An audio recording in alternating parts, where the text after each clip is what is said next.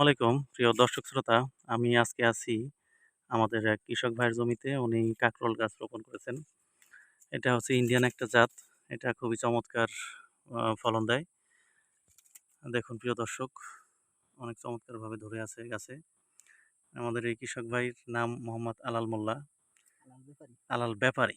উনি মানে খুবই যত্নশীল একজন স্মার্ট কৃষক বলা চলে। দেখুন প্রিয় দর্শক, উনার জমিতে কোনো আগাছা হইতে দেয় না। আগাছা হইলে, ঘাস হইলে ওনার মেশিন আছে ঘাস কাটার, ওটা দিয়ে সে আপনার ঘাসগুলো কেটে দেয়।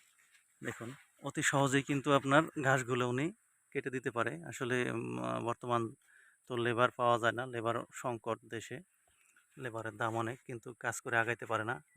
উনি সেই কাজটা মেশিনের মাধ্যমে করে। দেখুন, প্রত্যেকটা মাচায় অনেক সুন্দরভাবে কাঁকরোল ধরে আছে। তো আপনারা যাদের জমি আছে, অনেকেই বেকার বসে থাকেন, যে কি করবেন কি না করবেন ভেবে কিছুই পান না, তারা আপাতত সবজিটা করতে পারেন। দেখা গেলো কাঁকরোল অল্প পরিমাণে হলেও আপনারা আবাদ করতে পারেন, পটল আবাদ করতে পারেন, লাউ করতে পারেন। অর্থাৎ আপনারা বসে না থেকে, বেকার না থেকে, আপনারা অল্প পরিসরে হলেও আপনাদের ৫ শতক করেন, ১০ শতক করেন, এভাবে আপনারা ভালো জাত বাছাই করে কিন্তু আপনারা করতে পারবেন।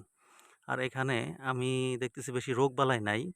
হয়তো উনি প্রত্যেক সপ্তাহে একটা ছত্রাকনাশক, একটা কীটনাশক স্প্রে করেন। মাঝে মধ্যে আপনার বিভিন্ন কোম্পানির, যেমন বায়োগ্রিন আছে, আপনার ভেজিমেক্স আছে, প্রোটোজিম আছে, এ জাতীয় লিটোসিন আছে, এ জাতীয় উনি স্প্রে করেন।